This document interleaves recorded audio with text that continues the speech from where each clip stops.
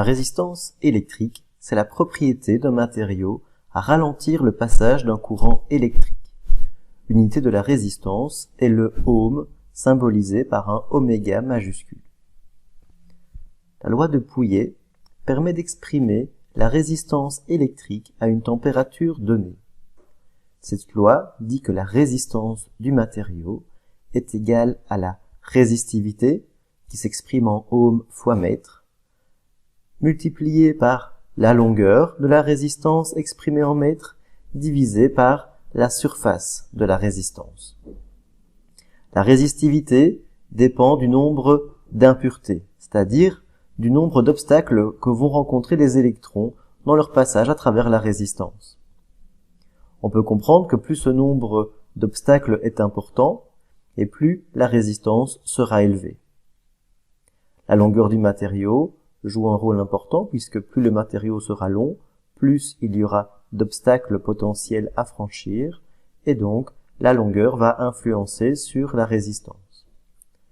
La surface du conducteur, c'est-à-dire la surface de sa section, celle-ci va, lorsqu'elle augmente, diminuer la résistance. Pourquoi? On peut imaginer qu'une résistance, plus sa section sera importante, et plus les électrons auront de facilité à passer à travers celle-ci.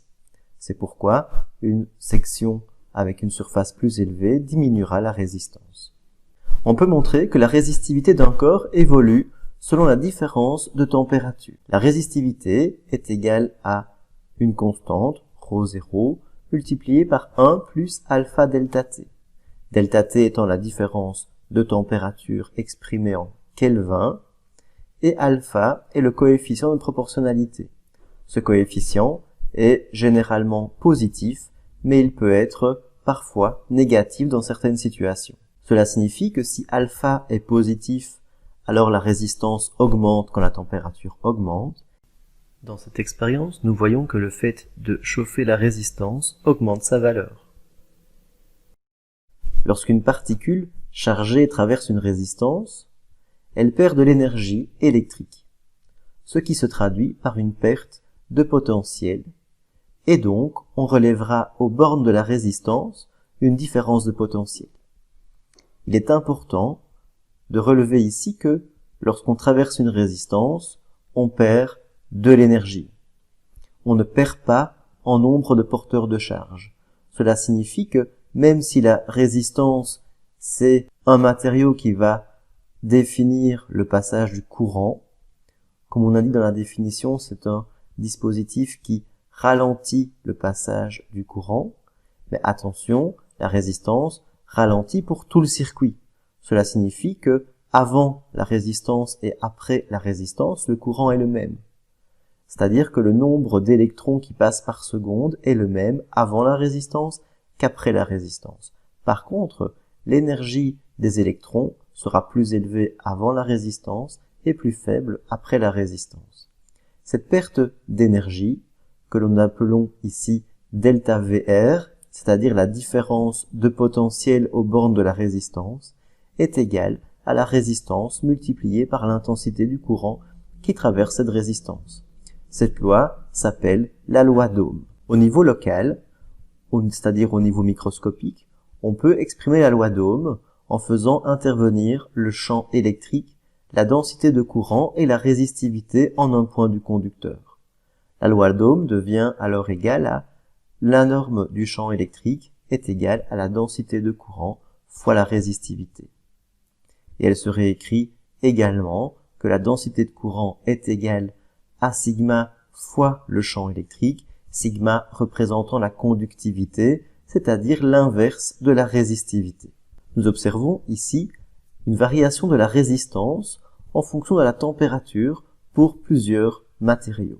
Un matériau est considéré comme un conducteur électrique s'il permet le passage du courant. En règle générale, les conducteurs sont des matériaux dont la résistivité est inférieure à 10 exposant moins 5 ohms fois mètre. On voit dans le graphique que pour les 4 matériaux présentés, lorsque la température augmente, la résistance augmente. Un matériau est considéré comme un isolant électrique s'il possède une conductivité faible voire nulle. C'est-à-dire que dans ce cas, leur résistivité est supérieur à 10-5 ohms fois mètre. Il existe des matériaux qui sont dits semi-conducteurs, c'est-à-dire des matériaux qui se comportent dans certaines conditions comme des conducteurs et dans d'autres comme des isolants. Nous avons ici une courbe qui présente la résistivité en fonction de la température. On remarque que pour les faibles températures, la résistivité est élevée. Par contre, lorsque la température augmente, la résistivité diminue. Ceci est vrai en général pour les matériaux comme le carbone, le silicium, le germanium qui composent les semi-conducteurs. Dans l'exemple ci-dessous à gauche, nous voyons un semi-conducteur dopé N, c'est-à-dire négativement. Nous avons une plaque de silicium dans laquelle nous avons remplacé un atome de silicium par un atome de phosphore. Or, il se fait que le phosphore a un électron supplémentaire par rapport au silicium. Donc lorsque les liaisons chimiques sont effectuées, il y a un électron qui reste en suspens. Il y a donc un excès d'électrons, on appelle cela un semi-conducteur de type N. Ci-dessous à droite, on voit un semi-conducteur dopé P, c'est-à-dire positif. Dans ce cas, nous avons remplacé un atome de silicium par un atome de bore. Or, l'atome de bore possède un électron en moins que l'atome de silicium, c'est-à-dire qu'une liaison ne peut se faire. C'est en quelque sorte comme s'il laissait un défaut d'électron, c'est-à-dire, on appelle cela un trou, c'est l'équivalent d'une charge positive. C'est pourquoi on appelle cela un dopage de type P comme positif. Il existe encore d'autres matériaux plus particuliers qui s'appellent les supraconducteurs. Les supraconducteurs sont des matériaux qui sont des conducteurs parfaits. Dans ces matériaux, la durée de vie d'un courant électrique est de 100 000 ans, alors qu'elle est de moins d'une seconde dans un matériau ordinaire si le courant n'est pas entretenu. Dans le graphique, nous voyons une comparaison entre la résistance d'un métal conducteur mais non supraconducteur. Ce sont des courbes que nous avons déjà observées dans les slides précédents. Et nous voyons à côté la courbe d'un matériau supraconducteur. Nous voyons qu'en dessous d'une température critique, la résistance devient nulle. C'est dans cet espace que le matériau est supraconducteur.